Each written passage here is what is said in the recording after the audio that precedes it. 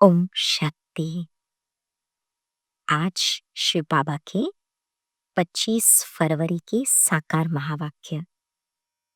महाशिवरात्रि, त्रिमूर्ति शिव जयंती का पर्व सब जगह पर खूब धूमधाम से बाबा के बच्चे बाबा को प्रत्यक्ष करने के लिए सेवाएं हम सब कर रहे हैं। तो बाबा ने आज की मुरली में इस पर्व के निमित्त बच्चों में उमंग उत्साह बाबा भर रहे हैं। सेवा के लिए बाबा टाइटल दे रहे हैं, बच्चे तुम मैसेंजर हो। तो तुम्हें बड़ी खुशी से सबको ये खुशखबरी सुनानी है कि भारत अब फिर से स्वर्ग बन रहा है। हेवनली गॉडफादर आए हुए हैं। साथ साथ बाबा सेवाओं की युक्तियां भी बता रहे हैं। बच्चे तुम कहाँ कहाँ जाकर के सेवा कर सकते हो। साथ साथ बाबा हम बच्चों की आंतरिक स्थिति को भी मजबूत कर रहे हैं कि बच्चे सेवा भी करो, साथ साथ अपने अंदर भी अपनी चलन को चेक भी करते रहो, चेंज करते रहो और साथ साथ अपनी स्वस्थिति को बढ़ाने के लिए मन मनाभाव की स्थिति पर भी ध्यान दो। फिर बाबा कहते कि बच्चे दुनिया में परीक्षाएं तो तुमको खूब आएंगी, लेकिन उन परीक्षाओं और समस्याओं के बीच में उनको तुम जब साइड सीन देखोगे, रास्ते के नज़ारे देखोगे, तो अगर तुम करेक्शंस नहीं दोगे तो तुम्हारा कनेक्शन बाबा के साथ रहेगा और तुम उन नज़ारों को सहज पार कर सकोगे। तो कनेक्शन की सिद्धि प्राप्त करने के लिए बाबा विधि बताते हैं कि साइड सीन्स को देखते हुए, समस्याओं को देखते हुए करेक्शंस नहीं करो। तो सुनते हैं बाबा के मुख से। शिव बाबा कही, बाप समझाते हैं और बच्चे जानते हैं कि भारत खास और दुनिया आम को यह संदेश पहुंचाना है। तुम सब संदेशी हो। भारत खास मतलब जो सत्ययुगी देवी देवता धर्म की आत्माएं उस समय पर जो विश्व था उसे भारत कहा जाता था। तो खास सत्ययुगी त्रेतायुगी युग की आत्माएं खास और आम फिर कंप्लीट द्वापर युग से कलयुग तक सब आत्माओं को ये संदेश देना है।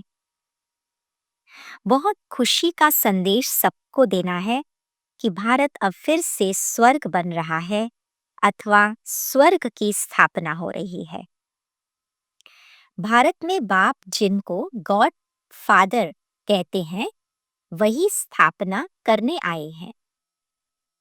तुम बच्चों को डायरेक्शन है कि यह खुशखबरी सबको अच्छी रीति सुनाओ। हर एक को अपने धर्म की तात रहती है। तुमको भी तात है, हाँ, ओना है, उमंग है, लक्ष्य है। तुम खुशखबरी सुनाते रहो। भारत के सूर्यवंशी देवी देवता धर्म की स्थापना हो रही है, अर्थात भारत फिर से स्वर्ग बन रहा है। यह खुशी अंदर में रहनी चाहिए। हम अभी स्वर्ग का मालिक बन रहे हैं। बाबा कहते खुशखबरी सुनाते समय तुमको अंदर से एक बहुत खुशी होनी चाहिए, हम स्वर्ग का मालिक बन रहे हैं। खुशी अंदर की रहे, उस खुशी से सुनाओ। जिनको यह खुशी अंदर में है, अब उसकी निशानी बाबा बताते, उनको दुख तो कोई भी किस्म का हो नहीं सकता। जैसे बाबा ने पर्चे छपवाए हैं, बहनों भाइयों आकर यह खुशखबरी सुनो, तो सारा दिन ख्यालात चलते हैं कैसे सबको यह खुशखबरी सुनाएं, संदेश सुनाएं। तो सेवा के समय पर मनन चिंतन भी अंदर चलता पूरा दिन कि कैसे यह संदेश सबको सुनाएं। तो तुम तो बहुत बड़े आदमी हो, बेहद का बाप बेहद का वर्षा देने आए हैं। इन लक्ष्मी नारायण के चित्र को देखकर तो सारा दिन हर्षित रहना चाहिए। खुशखबरी सुनाने वाले अंदर से हर्षित रहने चाहिए। देखो इस चित्र को, तो तुम्हारे अंदर फिर ऐसी कोई जंगली चलन नहीं होनी चाहिए। तो खुशखबरी सुनाने वालों की अपनी चलन भी महान होनी चाहिए। बाप ने तुमको मैसेंजर बनाया है, सबके कान पर यह मैसेज देते रहो। भारतवासियों को यह पता ही नहीं है कि हमारा आदि सनातन देवी देवता धर्म कब रचा गया, फिर कहाँ गया। अभी तो सिर्फ चित्र हैं और सभी धर्म हैं, सिर्फ एक आदि सनातन देवी देवता धर्म नहीं है। तो तुम सबको यह खुशखबरी सुनाओ। तो फिर बाबा कहे कि तुम जब सुनाओगे तो तुमको भी अंदर खुशी रहेगी। बाबा जो हम यह ज्ञान या संदेश सबको सुनाते हैं उसकी वैल्यू भी बताते हैं। ये जो गायन है, एक एक वर्षन लाखों की मिल्कियत है, वह इस ज्ञान के लिए कहा जाता है। बाप तो ज्ञान का सागर है, इनका एक एक वर्षन, एक एक महावाक्य लाखों करोड़ों का है। तुम विश्व का मालिक बनते हो, पदम पति जाकर बनते हो। क्योंकि बाबा के ज्ञान का एक एक महावाक्य जब आत्मा धारण करती जाती है तो उसकी स्थिति इतनी ऊंची बनती है, पद भी महान हो जाता है। इसलिए एक एक महावाक्य का वैल्यू लाखों करोड़ों का है। तो अब इन ज्ञान रत्नों का तुमको दान करना है, माना जैसे कि तुम लाखों करोड़ों का दान कर रहे हो। सर्विस करना तो बहुत सहज है, प्रेम से कोई को भी समझाते रहो। सवेरे उठकर मंदिर में जाते हैं, रिलीजियस माइंडेड को समझाना सहज होगा, क्योंकि ऑलरेडी उनके अंदर जो तैयारी है, पूर्व तैयारी ना, वो धरनी तैयार है। तो सबसे अच्छा है लक्ष्मी नारायण के मंदिर में सर्विस करना। फिर उन्हों को ऐसा बनाने वाला कौन, यह बैठ करके समझाओ। भारतवासियों के लिए ही यह ज्ञान है। बोलो, आदि सनातन देवी देवता धर्म की स्थापना हो रही है, पतित से पावन बनाने वाला बाप आया है। अभी तुमको तो मित्र संबंधियों आदि सबको भूलना ही है। अब सर्विस, खुशखबरी, संदेश, मैसेज, सेवा करने वाले हम बच्चों को बाबा हमारी खुद की तपस्या, खुद की स्थिति, खुद का योग बल कैसा होना चाहिए वो एक्सप्लेन कर रहे हैं। तुमको तो मित्र संबंधी आदि सबको भूलना ही है, क्योंकि यह पुरानी दुनिया ही खत्म होने वाली है। इस शरीर को भी भूल जाना है। अपने को आत्मा समझ बाबा को याद करना है, पवित्र बनना है। 84 जन्मों का पाठ तो बजाना ही है, बीच में तो कोई वापस जा न सके। अभी नाटक पूरा होता है, तो तुम बच्चों को खुशी बहुत होनी चाहिए। अभी हमको जाना है अपने घर। एक तरफ सेवा करने का उमंग उत्साह, दूसरी तरफ उतना ही बैलेंस, अंदर में घर जाने की खुशी, पवित्र बनना, देही अभिमानी बनना। पाठ पूरा हुआ, उत्कंठा होनी चाहिए, बाबा को बहुत याद करें। याद से ही विकर्म विनाश होंगे। घर जाए फिर सुखधाम में आएंगे। कई समझते हैं जल्दी से दुनिया से छूटे। कभी कभी वैसा वैराग आ जाता, तकलीफ होती तो सोचते जल्दी जल्दी दुनिया से छूटे। बाबा कहे, परंतु जाएंगे कहाँ, पहले तो ऊंच पद पाने की मेहनत करनी चाहिए ना। पहले अपनी नब्ज देखनी है, हम कहाँ तक लायक बने हैं। स्वर्ग में जाए क्या करेंगे, पहले तो लायक बनना पड़े ना। लायक माना फरिश्ता बनना, लायक माना कर्मातीत बनना, लायक माना बंधन मुक्त बनना, लायक माना चारों भी सब्जेक्ट्स ज्ञान योग धारणा सेवा में आगे रहना। बाप समान बनना, लायक माना सपूत बनना। बाप के सपूत बच्चे बनना पड़े, देखो ये लक्ष्मी नारायण सपूत लायक है ना। सामने एम ऑब्जेक्ट देखने से बड़ी खुशी रहती है, हमको यह बनना है। बाबा कहते लक्ष्मी नारायण के फोटो के साथ में तुम्हारा पर्सनल कनेक्शन हो जाना चाहिए कि वो मैं हूं, मुझे ऐसा बनना है।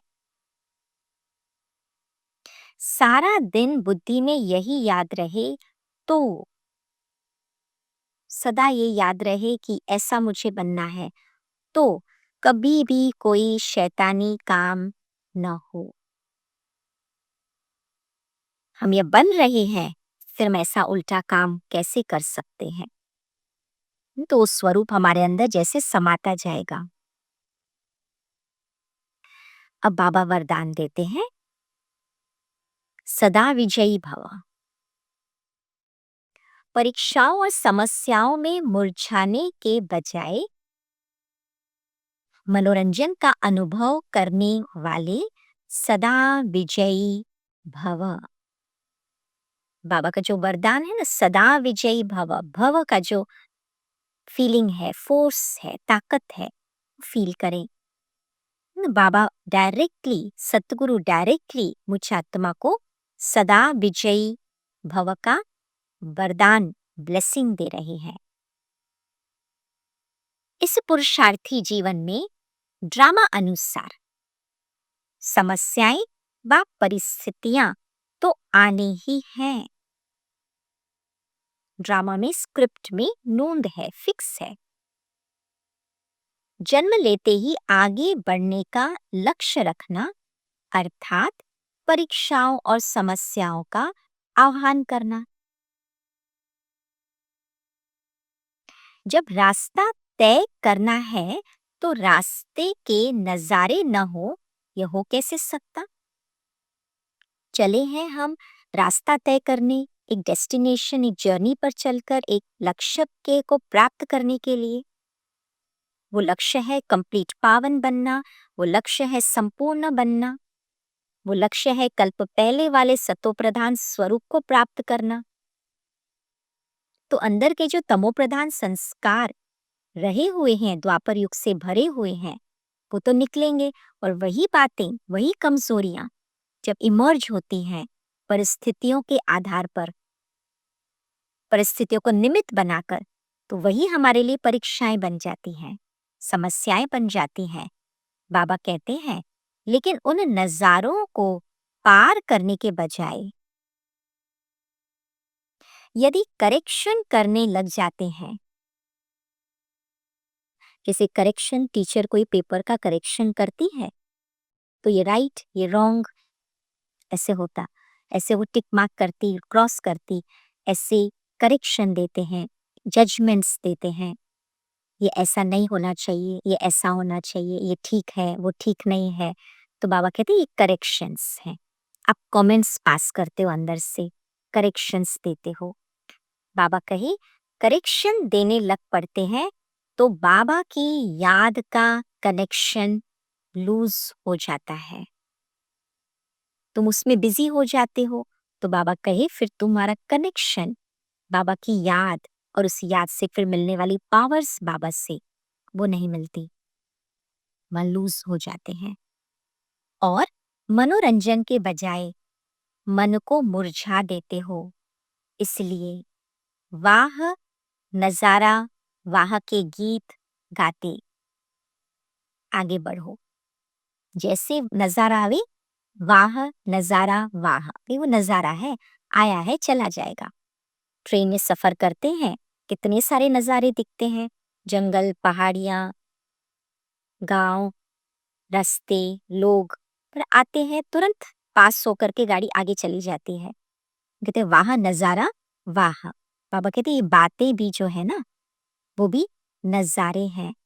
तुम उनके ऊपर फ़ोकस करके करेक्शंस मत दो। ये गाँव ऐसा क्यों? ये लोग ऐसे क्यों? नहीं, ऐसे ये परिस्थितियाँ ऐसी क्यों?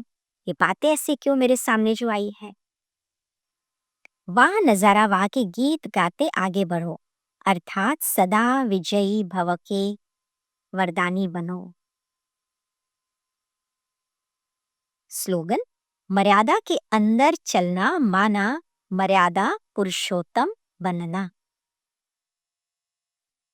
अव्यक्त इशारा एकांतवासी अर्थात अनुभवी मूर्त।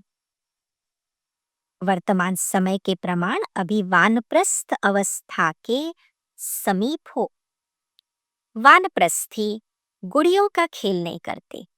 बच्चे गुड़ियों का खेल करते। बचपन में गुड़ियों का खेल, मिट्टी के पुतले बनाएंगे, सजाएंगे उनको, रखेंगे, फिर तोड़ देंगे।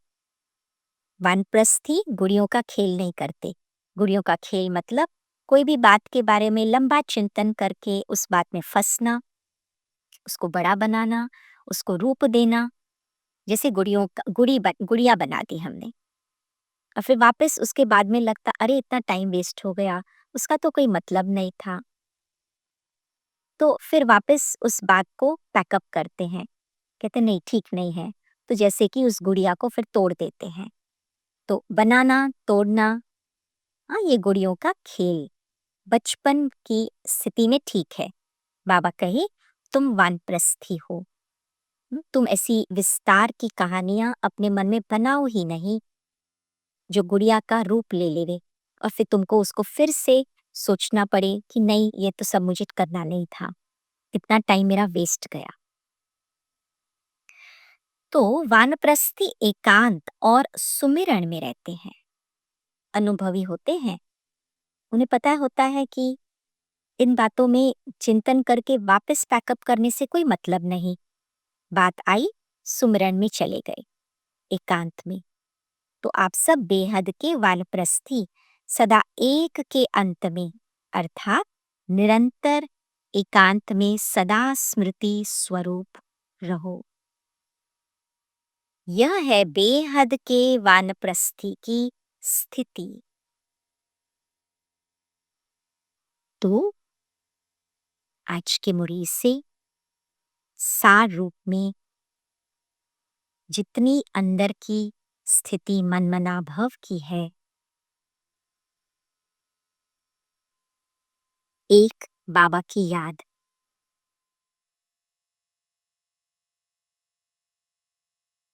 तो पूरा दिन के लिए मन का होमवर्क ले लेते हैं कि आज सारे दिन में जैसे मुझ आत्मा को बार बार अपने लक्ष्मी नारायण के चित्र को सामने रखकर देखते हुए खुशी में रहना है, नशे में रहना है,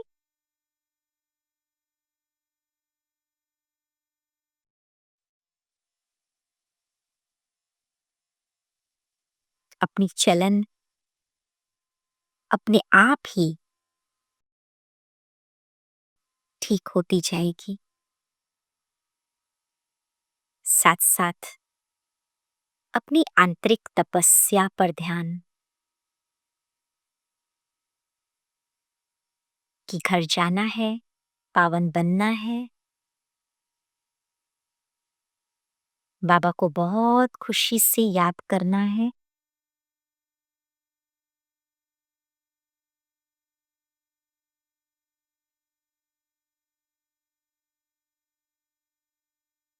और साथ साथ ये खुशखबरी सबको सुनाने का मैसेंजर बनना है।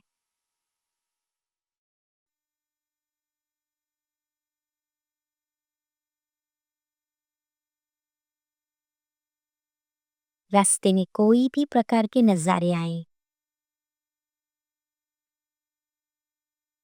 अटेंशन रहे, करेक्शन नहीं देनी है, कनेक्शन बाबा से टाइट रखना है।